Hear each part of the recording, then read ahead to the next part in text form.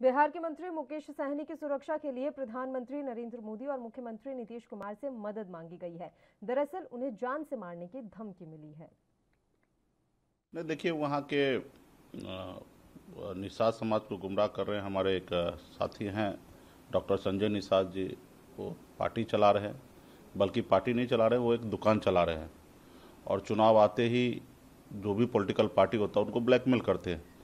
और 2018 में भी एक टिकट पे समाजवादी पार्टी के साथ ब्लैकमेल करके अपने बेटा को सांसद बनाए।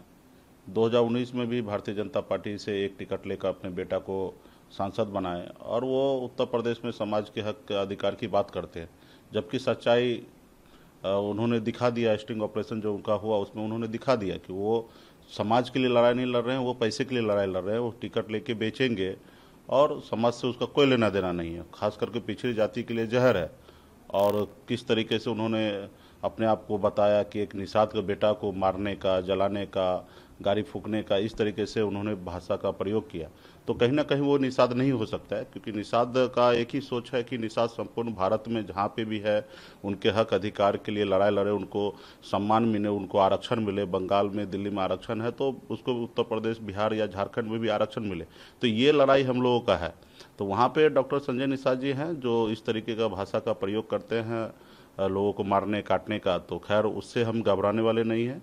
हम मजबूती से उत्तर प्रदेश में 2022 में चुनाव लड़ेंगे। हमारा वहाँ का नारा है आरक्षण नहीं तो गठबंधन नहीं। हम स्वयं 165 सीट पर तैयारी कर रहे हैं। अब मजबूती से वहाँ चुनाव लड़ेंगे और किसी से भय भात नहीं है हमें, और जो होगा देखा जाएगा। हाँ, पार्टी के लोगों ने अलग अलग जगह पे उत्तर प्रदेश में, बिहार में डीजीपी स्तर पे, सरकार स्तर पे उन्होंने लेटर लिखा कि सुरक्षा बढ़ाने का। बट हमें उस सब चीज़ से ज़्यादा फिक्र नहीं है। हाँ, ये है कि डॉक्टर संजय निषाद ये दिख गया कि वहाँ समाज की लड़ाई नहीं लड़ रहे, वो अपने खुद के लिए और अपने परिवार के लिए दुकान चला रहे हैं। उसको समाज से दूर दूर तक कोई लेना देना नहीं है। हाँ, वही हमें ही धमकी दी है कि मार देंगे, जला देंगे, भगा देंगे, उनके 4 आदमी को आग लगा देंगे, गाड़ी जला देंगे। तो इस तरीके से वो भाषा का प्रयोग किया है।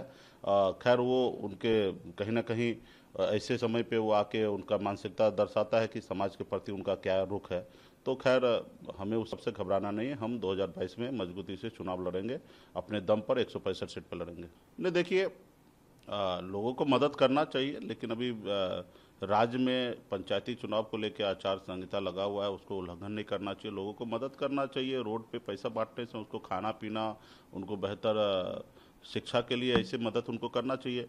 अब पैसा बांटना तो मतलब उनके पास तो बहुत पैसा है, ये जग जाहिर है कि कितना पैसा है, बहुत सारे चीज़ें हैं उनके पास, बेनामी सारे चीज़ें हैं। तो अभी वो सोच रहे हैं कि फिर से सत्ता में आए, इस तरीके से लोभ लालच देकर लोगों को अब फिर से उसी तरीके से बनाएंगे।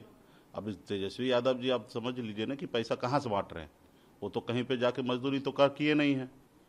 तो कहीं ना कहीं इस तरीके से पैसा बांटना, तो और या वो अपने इनकम टैक्स फाइल में दिखाए कि हम पैसा, इससे पहले भी पिछले बाढ़ में भी देखिएगा कितना उन्होंने पैसा बांटा था, मोतिहारी वगैरह सब में, तो उनके इनकम टैक्स फाइल में दिखा दीजिए कि उन्होंने पैसा बांटा है।